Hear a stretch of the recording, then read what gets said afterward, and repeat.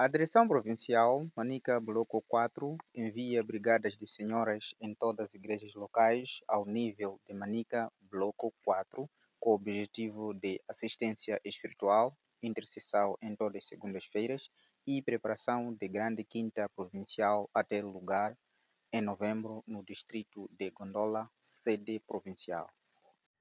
A igreja local de Dombe recebeu a Mãe Pastor Domingos, onde a mesma disse que Dombe está a crescer e disse também que o que se precisa é estarmos unidos nas orações. Confira a reportagem em língua local.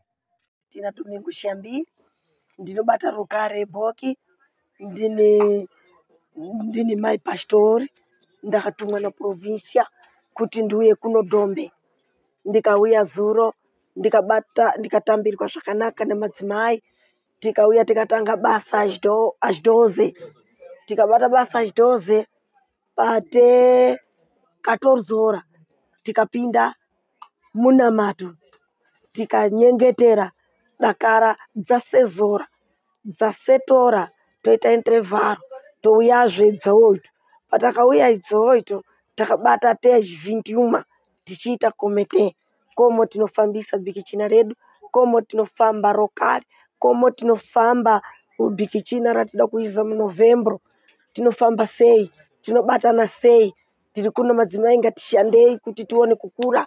Basi ndiri kuona kuti Dombe riri kukura, rubatsiro ruri kuda kuti batane basi pazhuzhu pamweya kuti basa rese riende mberi. Nyamasi machibesiano tikafumira, tikapera kumatapishari, tikauya tikatanga basa 9 horas, 12 horas tapedzesa.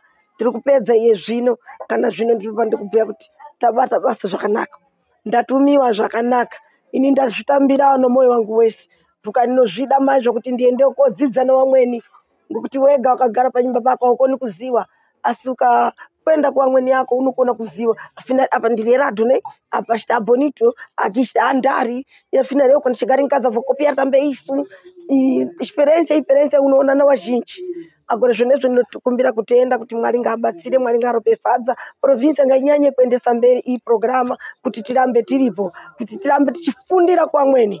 Iro ndiro basa rangu randauya naro inini, ndakuyeneka ndiri kuenda kumba komborerwai ropaifadzwa ininiwo ndifambe naJesu. Se mama mauya kuno huku, mauya kudzidzisa madzimai kuti como wanotamba primeira semana ya madzimai obatimeza ya madzimai. Saka kuona kwenyu wazvibata ere kuti waprometere kuti wanadare continuidade wachiita zvakanaka, ndizvi zvaprometere madzimai apa Dombe panapa. Obrigado.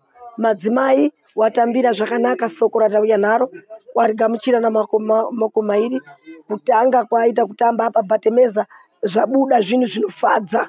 Kudira kumadzimai kuzhove, madzibaba kuti poyari zviri kufamba, kubhuya kuti madzimai vari kuno wanotetekera iyi wanozwa. Iyi wari kubamba kuti warambe wari pamberi kuti wachishanda.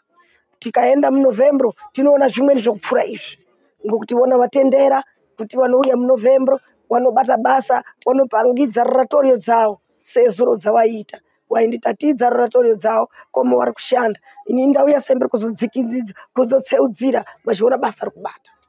Tazvizwa mai mwaita basa, masoko akupedzisira. Masoko akupedzesera ndiani? Ndakataura namadzimai zvakadaro mukazwa invento yese, madzimai ngaabudirire, ingaite hanya iri yese, kuita hanya sezvo makaita zuro nanyamasi, ngazvinyambe zvichienda mberi. Ndiye munozwa hanya muna bikichina renyu, muna bikichina yenyu yamunoita pano, kokerana imwese, mumwe neumwe achishanda napaanogona. Mouya mukazwa bikichina riri Gondora, ngatimhanye tese, ngokuti tiri kuenda kuona imweni experience. Tinoenda kotapa kwene tichiyo tichipaka vamweni, ngokuti zvitaenda kuona.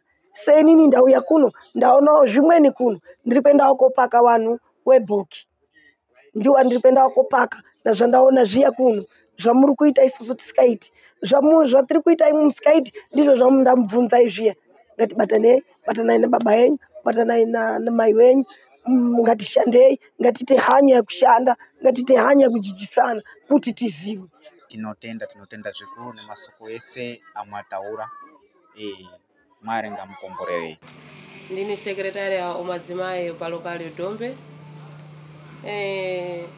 Ndiri pano ndichipereka kutenda no visita ayo takatambira zuro eibva ku provincia kuyazodzidzisa ngondawa ukuyazoona maitiro tinoita big china edu madzimai no manera otinokhamura otumira ku provincia no kunasao no moda tinopasa mai mutungamiriri wedu. Pechipiri takafundiswa magariro etidika tiite no varume wedu uye magariro etidika kuita no wana wedu. Zvese zvonazvo takadzidziswa zuro. Kupera kwazvo takaita maintercession, maoração, topedza tozopinda chikamu chokomite egabasi pra isusu madzimai. Pa komite apa takafunda zvizhinji maningi uye takadzidzisana zvizhinji maningi. Ate takapedza maventu maora. Ndiyo nguva yakadzopera komite yedu. Asi ndinopereka kutenda kuti pano zvotanga tisikazivi taendoitira moteti tiri kuziwa asi ngokuya kaita provincia yauya zotifundisa zvimwe zvotanga tisikazivi. Ndimwe muri pano mwatambira waenzi wabva ku provincia wauya kudzidzisa pano. Zina renyu ndimwe yani? Gracinda Paulo. Gracinda Paulo. Titaurire masoko ndi zvinyi zvamadzidza ndi zvinyi zvinofanira kuti muite kubvira zvidzidzo ratanga zuro mugobera ate nasi Domingo.